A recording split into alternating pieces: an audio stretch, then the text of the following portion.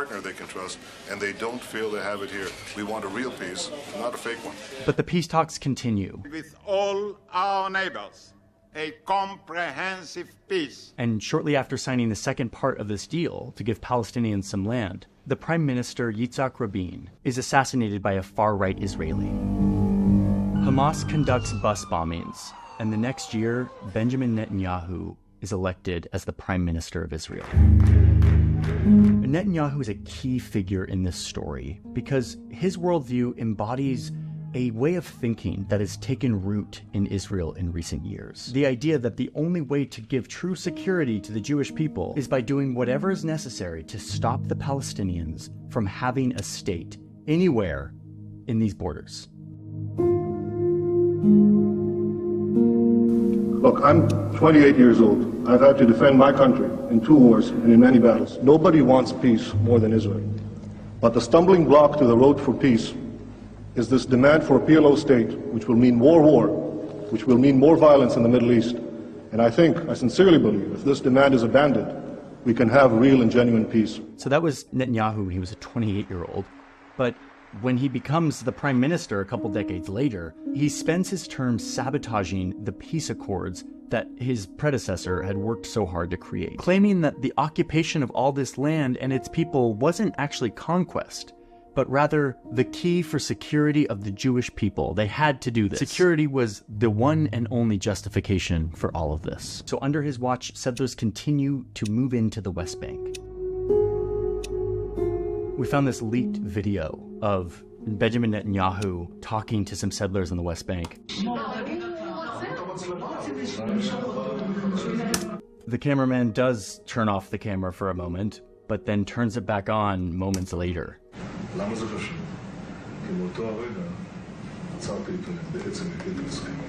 He is admitting to sabotaging the peace accords that the Israeli government had signed with the Palestinians.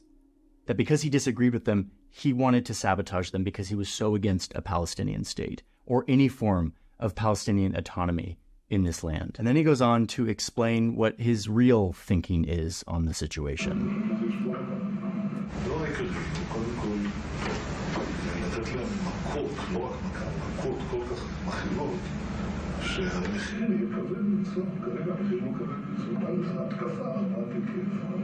Netanyahu is a fantastic politician and statesman, and he's able to sort of cover up a lot of these policies in the name of security. But here we see what he really thinks as he's talking to these settlers, thinking he's not being recorded. So, unsurprisingly, the appetite for peace breaks down on both sides. Palestinians come to the conclusion that the Israelis aren't really serious about giving them any kind of autonomy in the West Bank or Gaza, that their situation will never change. And once again, they rise up in a second intifada, this one much more violent, much more coordinated. Hamas becomes a major player in the violence, with suicide bombings and attacks. Israel responds with great force, and during the fighting, 1,000 Israelis and 3,000 Palestinians are killed. At this point, the Netanyahu way of seeing the world is starting to look a lot better. Peace talks didn't work. All they did was produce more violence. And so maybe the only way to ensure security is to go back to full-blown occupation of controlling every move of the Palestinians in the West Bank and the Gaza Strip. So at this point, the occupation gets more and more suffocating. More walls, more barriers, more checkpoints, more settlements.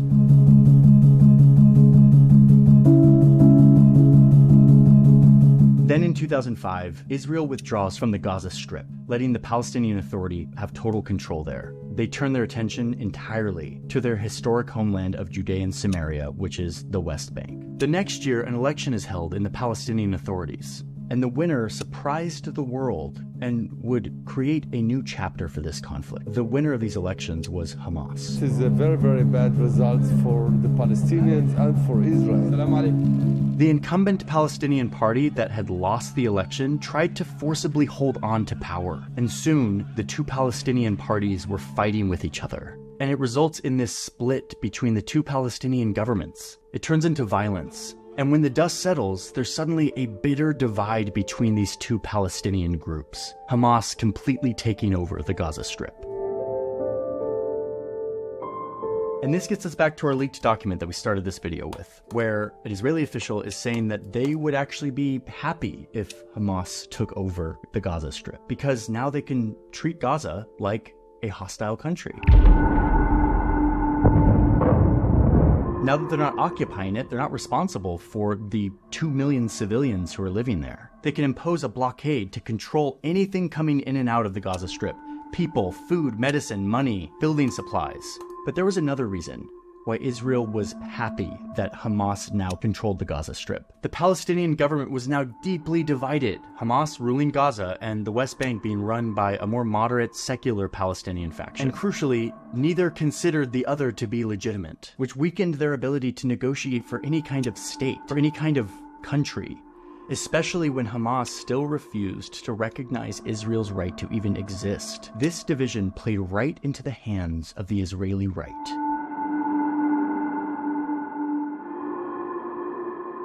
And this gets us back to Benjamin Netanyahu, that enemy of the earlier peace talks. He gets elected once again in 2009, declaring himself Mr. Security and promising to provide safety to Israeli citizens who are still shaken from the Second Intifada and are now worried that Hamas now controls the entirety of the Gaza Strip. Netanyahu's playbook was already made clear. He had said it point blank. It's what he had been doing for years, sabotaging peace talks that would give Palestinians any kind of authority over this land and continuing to build settlements, while continuing, in his words in that leaked tape, to hit the Palestinians hard, to make it unbearable for them. A complete assault on the Palestinian government, dividing and slowly conquering the Palestinian people, making life hard and desperate for them, controlling their lives, watching their every move.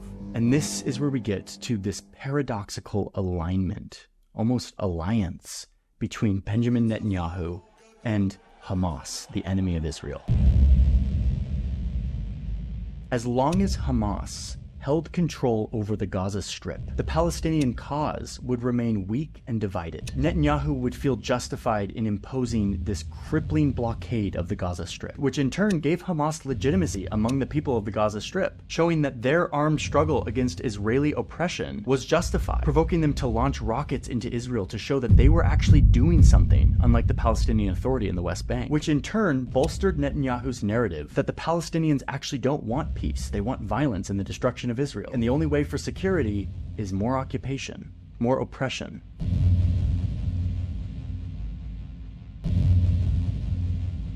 So instead of try to take Hamas out, Netanyahu overtly supported them by approving huge transfers of untraceable cash, literally delivered in suitcases, into the Gaza Strip, cash that would inevitably end up in the hands of Hamas to be used against Israel. He legitimized Hamas by negotiating with them, releasing 1,000 Palestinian prisoners in exchange for 1 Israeli. The Israeli soldier held captive by Palestinian militants for 5 years is expected to be freed within days. The more Netanyahu could keep Hamas in power in Gaza, but keep them contained, the more he could ensure that Palestinians remained